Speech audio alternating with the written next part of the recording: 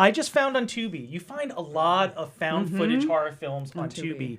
Yeah. And I think also because they're looking for so much content, anybody who has a camera and can be creative and really have something compelling could probably, has a chance. And that's what's so nice about streaming and about with found footage. You can really make something that somebody would want to watch or put on their streaming service.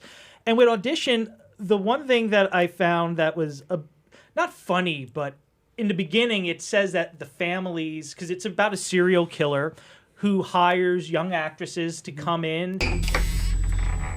Well, hello there. Welcome to Dallas. And you talk about the desperation of somebody wanting to act and wanting to get that big break, and a serial killer, a sociopath, taking advantage of that and getting their jollies from torturing people. It's really horrific.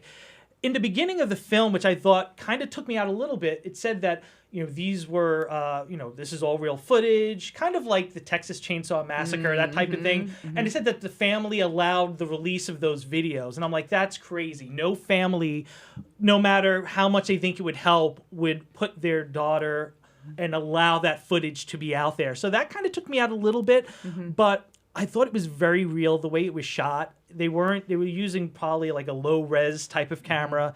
And the guy, he sounded very much like a couple of casting directors that I've, fortunately not have auditioned for or anything, but some people that I've met and that voice, and trying to see how far they can push somebody by being that pseudo nice, and they're not. I'm doing a reality film, as it's stated in the ad. Can you please just sort of show me the shape of your body so I can... And there's this one young lady that he focuses on, and you do see clips of other young ladies that he dealt with, and unfortunately did the same thing to them. And I wish there was a little bit more footage of that, because it was really focusing just on one woman's, her last day, which is very unfortunate. It was creepy. It's not my favorite one, but I thought it was one to bring attention to because it really felt real to me. She's been at her job and stuff. I'm her boyfriend, Josh. Can we just talk about this later? If I was going to pick my favorite, it would be Frogman. Not just because I interviewed Nathan Timoshuk, but I enjoy that one because it goes back to, using high-8 cameras and stuff that I remember as a kid. But Audition, it's one that you look at and you say, wow, it feels real. And I feel sorry for the victim, because there are certain films where you can actually be for the villain. If somebody's really obnoxious, like revenge horror, seeing somebody get the comeuppance if they did something like Carrie or one of those movies.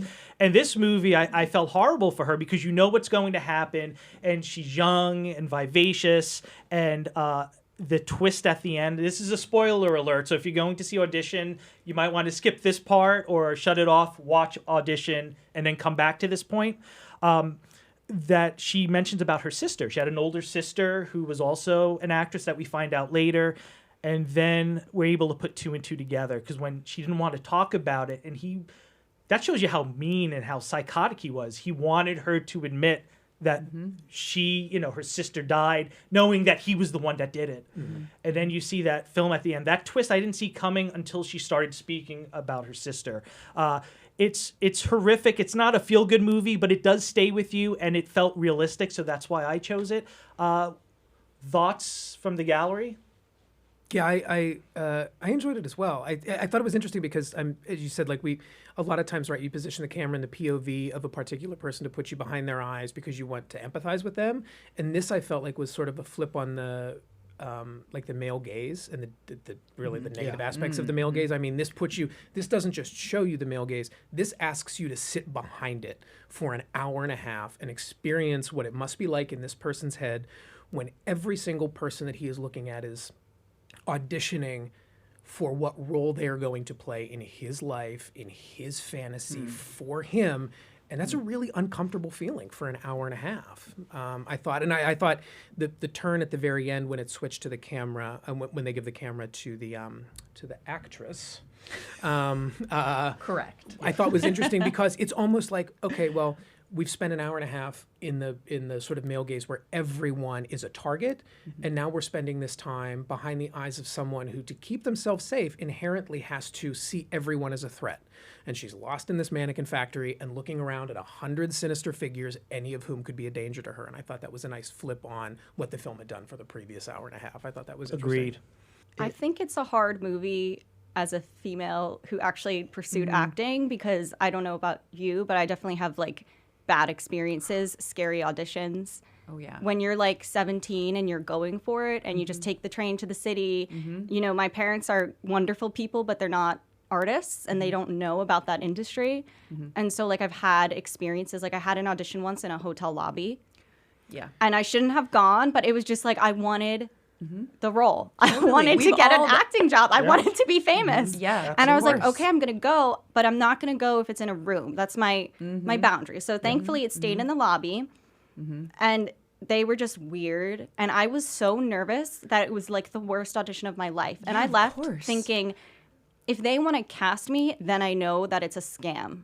And then they texted me shortly after and they were like, congratulations, you got the lead role. You were amazing. And I was like, oh my God, these are scam artists. Like they probably want money or something from me. I'm really scared. I don't know. Like, and it was that thing too, where you don't want someone to come after you. So I was like, thank you so much for the opportunity. But unfortunately, like I can't accept it. Oh my God. It's terrifying. Yeah. Absolutely. And then on the other end, let's say like, you know, when I reach out for people for interviews, I remember reaching out to you, Tatiana, and I'm thinking, you know, I got to make sure that people see this is legit, because you don't want to come off as a creep or some like lech or anything. So you sometimes go all the way out of your way to show that, you know, I'm normal, you know, but I guess you never know. There's somebody, that's how a lot of horror films start too. They think that the person's normal and they're not. But I think when Oh, yes.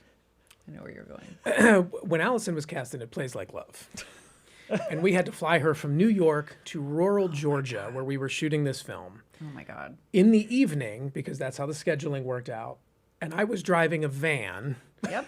Because it had equipment in it. don't tell me it was a white van. It was a white Oh van. my God, that's the one. That's like of lore. You know, Yes, the person in the white van, And I right? picked Well up, done, I white picked van. up you and another actress at the airport, Yes. and drove you 2 hours in the dark into the middle of nowhere in Correct. rural Georgia. Now, we had met before. There were two of you. One time. We met one time. That's right. We before. met one time. I still felt terrible. I remember driving the van and just thinking, like, this, I don't know how to explain this scenario. I don't know how to keep reiterating that this is safe without making it worse. Yeah, that you sound even worse. You're like, I'm just gonna make a turn here.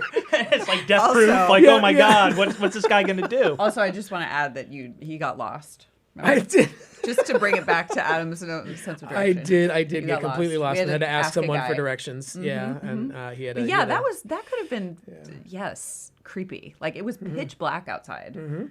But I think having Claire there really made me feel absolutely fine. I felt safe. I felt totally safe. And we had been. You seemed like a normal person. We did everything we possibly could to make that Yes. terrible scenario as easy as possible. Absolutely. But it was a cabin. It was a cabin in Georgia. With no lights. Yeah, no lights. And did everybody stay in that cabin? Or I think was it? I was staying. No, I was staying with that really lovely. You stayed with a local Woman. family who Yeah, she was a professor there. But like, it was just, you know, I didn't know these people. I really didn't know anyone.